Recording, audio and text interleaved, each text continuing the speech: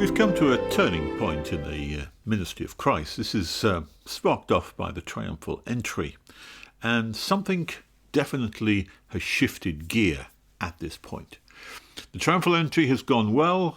Crowds of people have thronged. The whole world has gone after Jesus as he's now entered Jerusalem. And we pick up the story at chapter 12 and verse 20. Now, there were some Greeks amongst those who went up to worship at the feast. They came to Philip, who was from Bethsaida in Galilee, with a request. "Sir," they said, "we would like to see Jesus." Philip went to tell Andrew, and Andrew and Philip in turn told Jesus. Jesus replied, "The hour for the Son of Man to be glorified has come. For I tell you the truth, unless an ear of wheat falls to the ground and dies, it remains only a single seed. But if it dies, it produces many seeds. The man who loves his life will lose it, and the man who hates his life for this world will keep it for eternal life. Whoever serves me must follow me, and where I am, my servant also will be. My Father will honour the one who serves me. And now my heart is troubled, and what shall I say? Father, save me from this hour? No, it was for this very reason I came to this hour. Father, glorify your name." Then a voice from heaven, "I have glorified it, and will glorify it," came again. The crowd that was there and heard it said it had thundered. Others said an angel had spoken to him. Jesus said, "This voice was for your benefit, not mine. Now is the time for judgment on this world. Now the prince of this world will be driven out. But I, when I am lifted up from the earth, will draw all men to myself." And he said this to show the kind of death that he was going to die. The crowd spoke up, "We have heard from the law that the Christ will remain forever. So how can you say the Son of Man must be lifted up? Who is this Son of Man?" And then Jesus said to them, "You're going to have the light just a little while longer. Walk while you have the light, before darkness overtakes you. The man who walks in darkness does not know where he is going. Put your trust in the light while you have it, so that you may become sons of light." And when he had finished speaking, Jesus left and hid himself from them. There's a passage here which doesn't seem to hold together at first sight. It started off with a question about the Greeks coming to wanting to see Jesus. Not much more is said about those. Once that they've come, we don't know if Jesus got to see them or they got to see Jesus. Jesus seems to then go off on a tangent, by the look of it, talking about becoming a seed, losing your life, gaining your life, glorifying God, and them being lifted up and dying. And then they didn't understand, and Jesus seems to say, well, put your trust in the light while you have the light. And then he went off and hid from those who were persecuting him. A rather disjointed and mixed passage. Until you begin to see, I think the key which fits all of this together is given right at the start. And it's the idea that something strange and unusual happens right at the beginning of this discourse. Something which happens here for the first time. Something which has never happened before.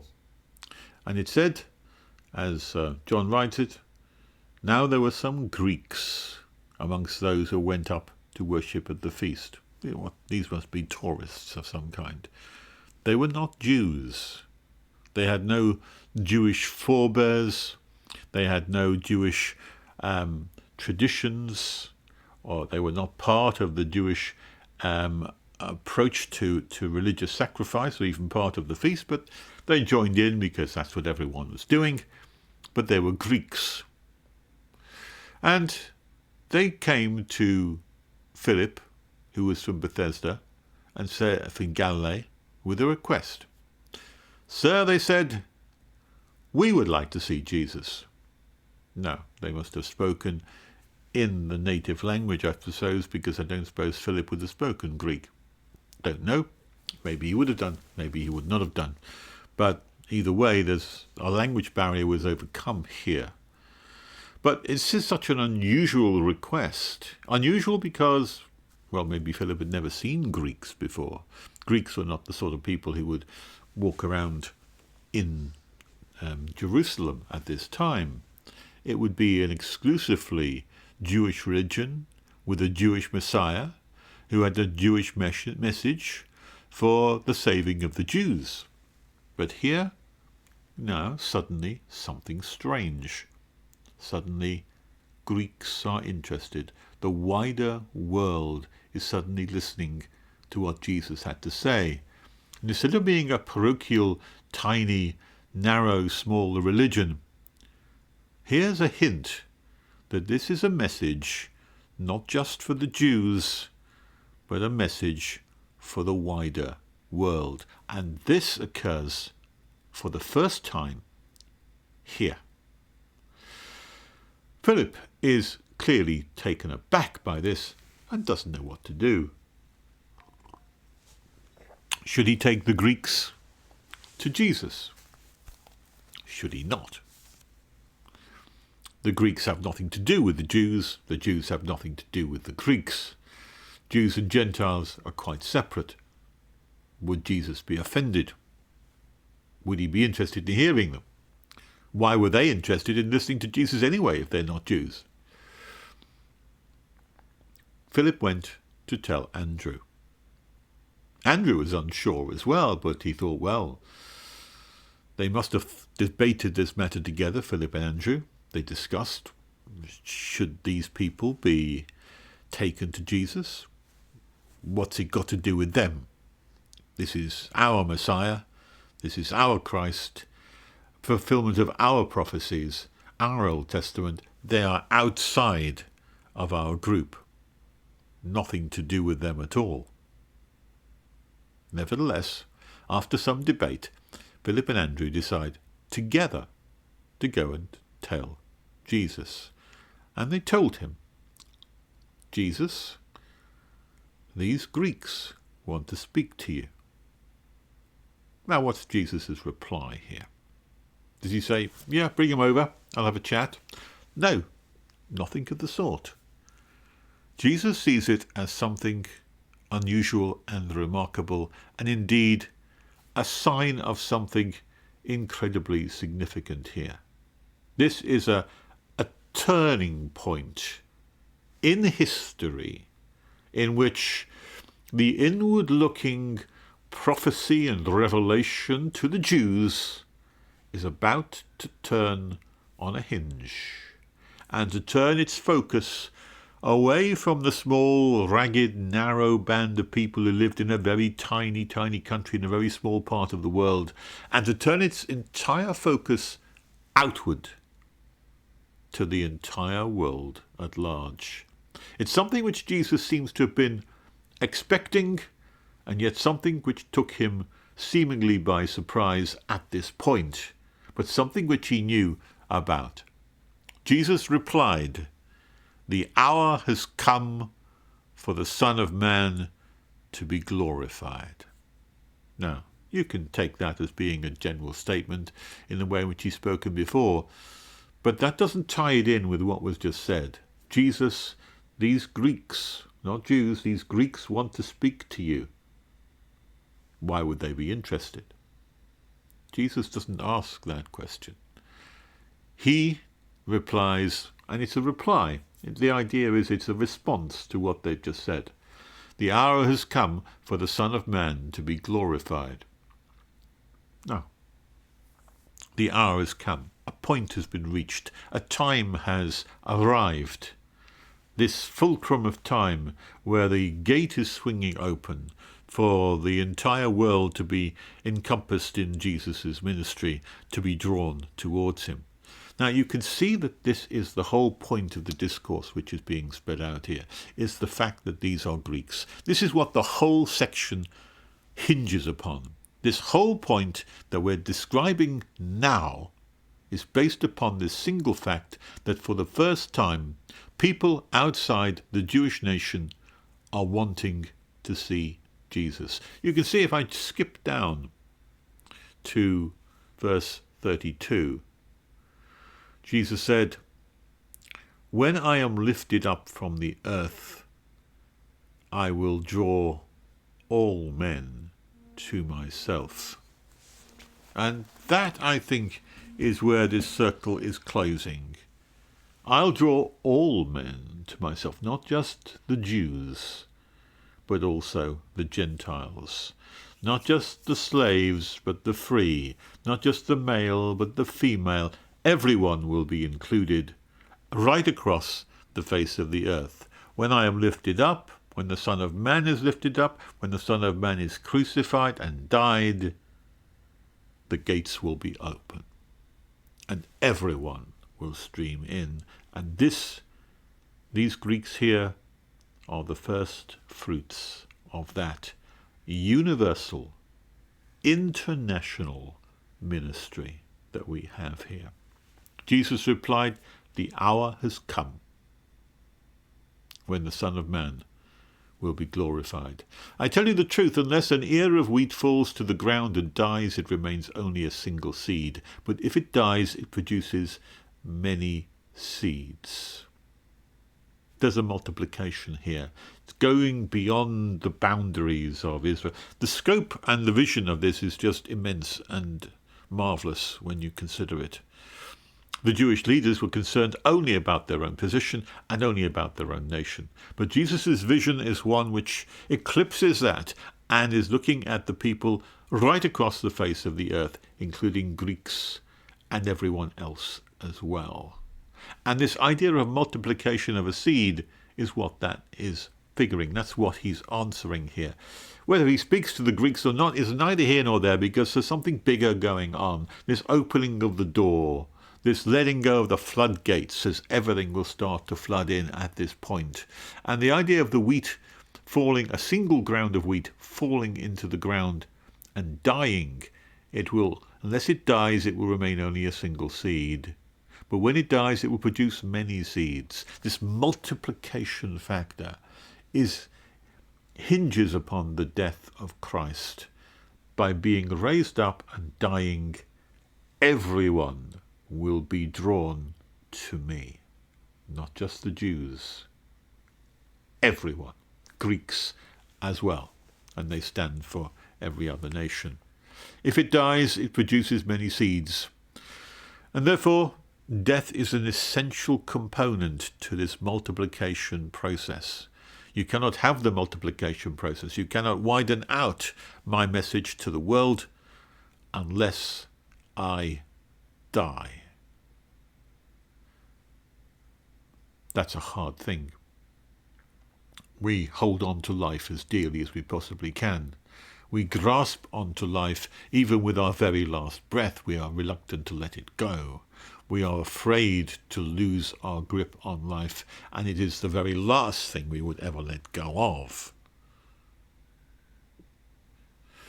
The man who loves his life will lose it, while the man who hates his life in this world will keep it for eternal life. I have to let go of my life, says Jesus.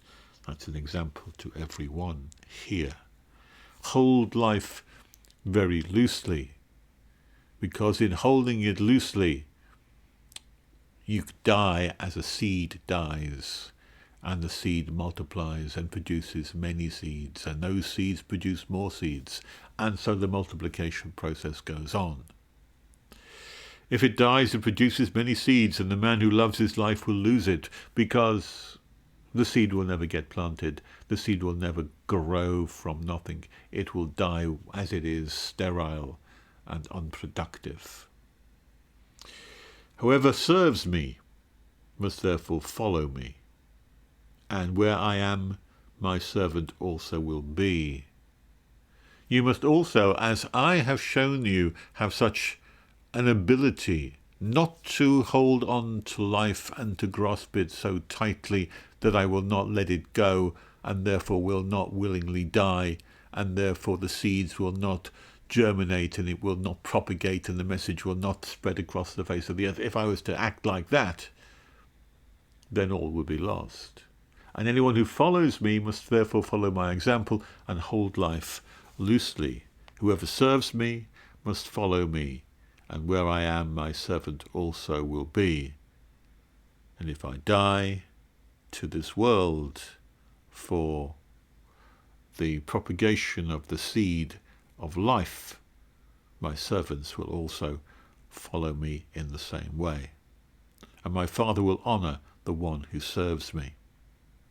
Following Jesus, then, has significant consequences, and those consequences will be ultimately death, but death which is not the end point, a death which, like single seed entering the ground, the seed dies, but many more seeds are reproduced. And so Jesus is contemplating his own death here, and the difficulty that it presents to anyone to give up life voluntarily in that way. And so my heart is troubled, and what shall I say? Father, save me from this hour? No. It was for this very reason I came to this hour. So, Father, glorify your name. There's a real tussle, as it would be with any human being, to voluntarily lay down your life for your friends, for those who trust you and believe in you. Laying down your life is probably the hardest thing that anyone could ever be called to do. There's probably nothing harder than that in human life, to lay down one's life. And one's heart being troubled is a concomitant of that. That's exactly what would happen. That's why the contemplation of laying down one's life leads to anguish, pain, agony of tortured mind and heart. My heart is troubled is a light way of putting it. And what should I say? Father, save me from this hour? Because that's what I would desperately want to say. But no, not my will, your will. And there is this conflict here between the will of the ordinary human person and the will of God, and very often they pull in different directions. And it's the person who follows Christ who has learned to submit his own will to the will of God and willingly accept that will wherever it may lead, just as Christ has done here. And in doing that, you glorify God and show that he is the one who is the most important thing, more important to you than your own life. There are shades of Abraham here who showed that the most important thing in his life was probably his son, even more so than his own life, and yet he was willing to give that up to God, to glorify God, to show that God is the most important thing in my life. That's what it means to glorify God, to show that God is the most important thing, and to mean it even more important to me than life itself. Then a voice came from heaven, I have glorified it, and I will glorify it again.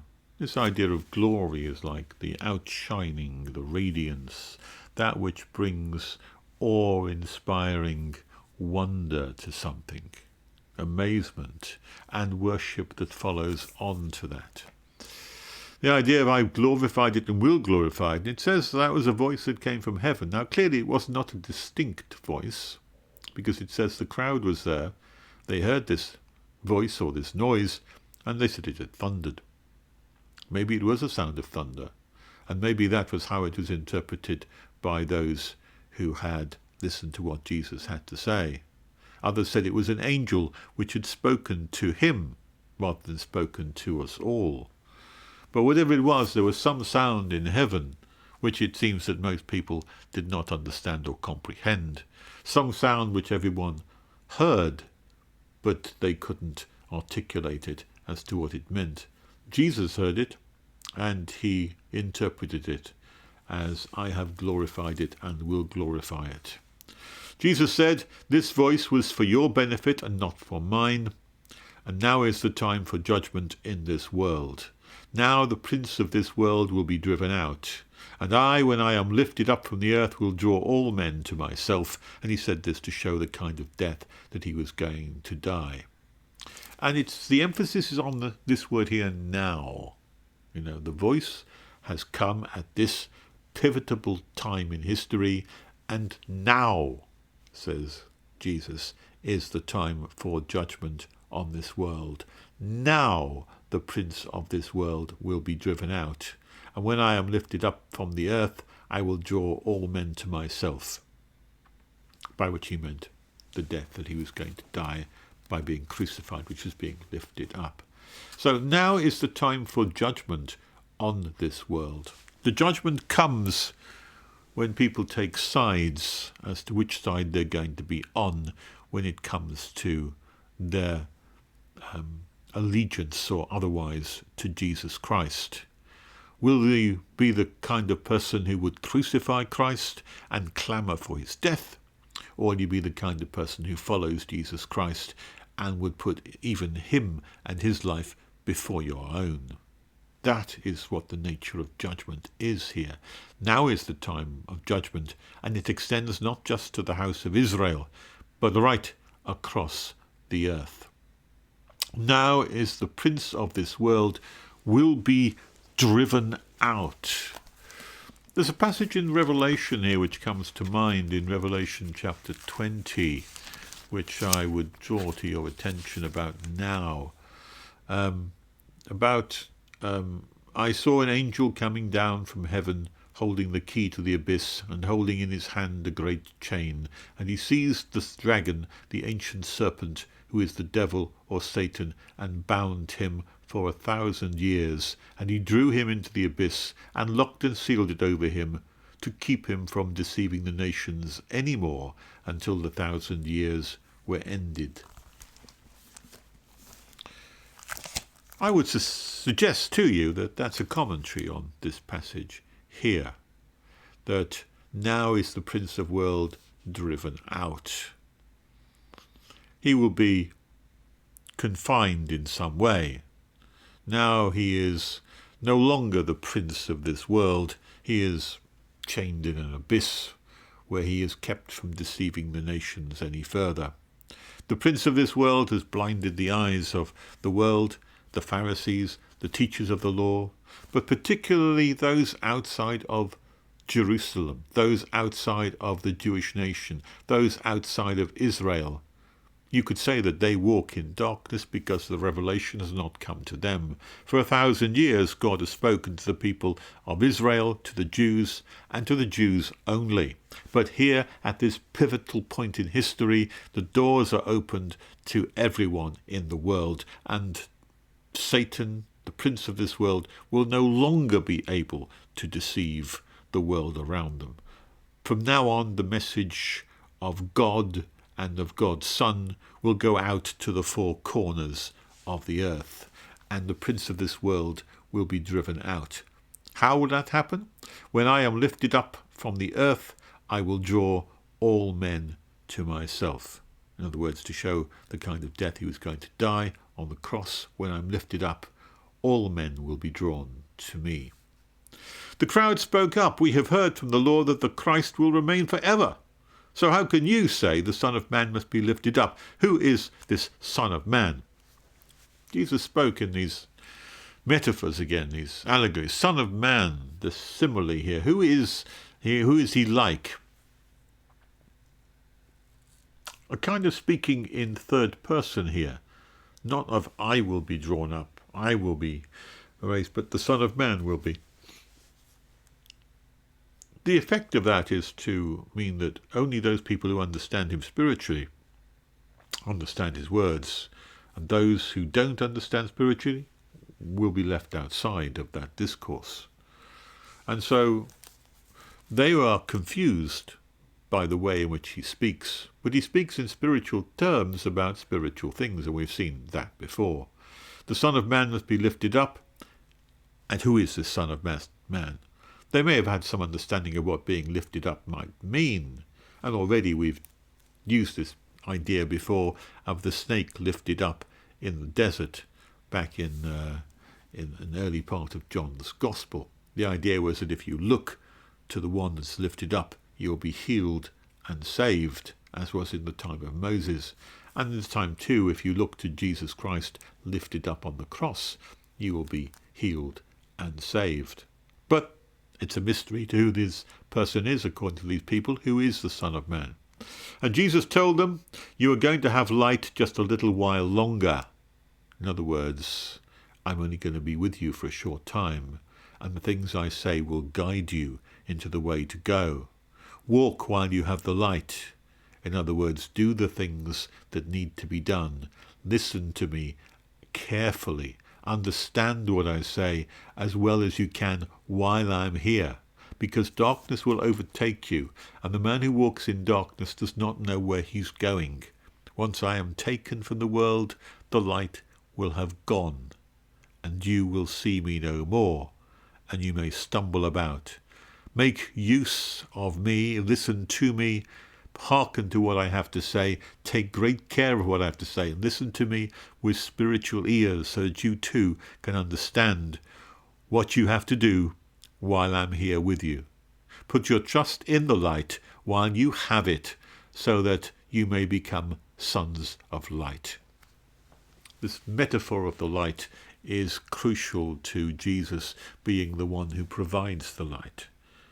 And the light is going to be extinguished, he says, very soon. The light is going, but not quite yet. Because when he had finished speaking, it said Jesus left and hid himself from them.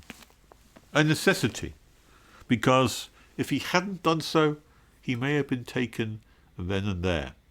And this would not have been to Jesus' wishes or his plans, because Jesus has already planned in his mind to liken himself to the sacrificial Lamb of God.